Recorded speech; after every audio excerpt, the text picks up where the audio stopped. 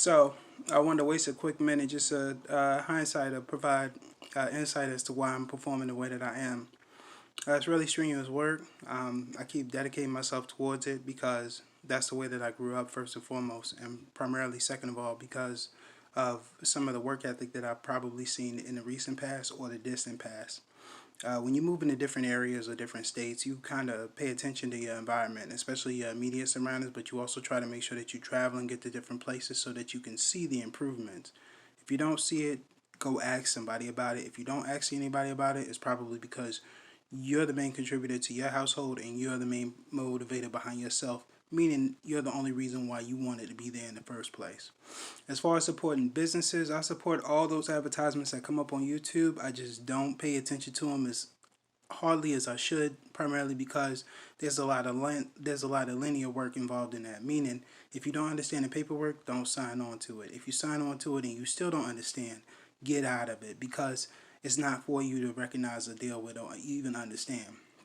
Coming from three generations of men living in this household, I was able to provide myself a decent outlook as far as some of the things that I was determined to do on my own and some of the things that I was determined to do for myself as far as living in this household is concerned. I probably destroyed a few things along the way, but it wasn't to say it was anybody's psychological state or even mentality. It was just me repairing things that needed to be repaired, all within the limits of this household. So everything I've done in here, I've done up to not HP, up to hospitality and tourism. I'm trying to create an acronym for that HPT, but that's mostly HRT. Anyway, I'm trying to create a hospitality and tourism type atmosphere for this household, and I've done a decent job of it. But I'm looking for different ways to finance into more monies for me to contribute back to the household.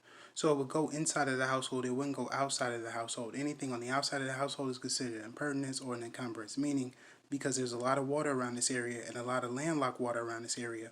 If you come up to it, it's a public area. It's for public use. But don't sit there and take advantage of it like you haven't, you know, witnessed it already several days in a row. So me traveling in and out of this area, I've gone through a lot of different type of troubles, just so I could respect people's privacy and people's areas. But that's not even my personality to do something like that. That's not even a burden for me or even a bind. So to alleviate the confusion that a lot of different people may or may not be having at this time, I'm really contributing to myself because I'm an only child. I don't have any parents left. I don't have any kids. I've never been married. I've asked twice, and that's a little impersonal for me. But along the lines of professionalism, I've upheld all the guidelines to a T, and even I haven't been assessed or graded enough to where I could be upgraded or bumped up in pay. Additional education is great, but it's only when you have circumstantial evidence or substantial evidence that really proves that you can handle administrative duties, operational duties, so on and so forth, task, whatever. So throughout the course of today, I've been working around the house, making sure it stays clean, brushing things up, and still I've been changing faceplates to electrical appliances only because with a lower voltage rate, I'll be able to save a lot of energy for a lot of different homes around this area and not try to contend or compete with the 60s, 70s type labor or work, which is really obsolete. I can still go back to that because I work a lot, but for me to continually try and press forward and do those type of things is really old fashioned. But the house has got strong bones. It's got a strong foundation. All the houses around the neighborhood have strong foundations.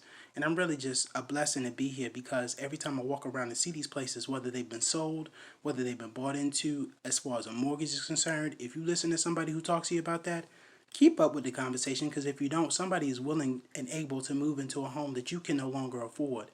Even if you can't afford it, pray on it. Ask for a blessing. Look for something that you can do outside of your own time instead of soaking up time with people, confusing them in the conversation that you've held. And if you don't think you're intelligent enough, just ask somebody who does know. Look for somebody, mortgage advice, financial advice. Go to Edward Jones. Go to Raymond James, whoever you can to understand more about yourself and what you can do for yourself that will provide you income. But it's not a millionaire set mentality. It's not. If you think you're going to make $1 million overnight, you might as well be Damon John. And that's just plain English. I'll leave it at that.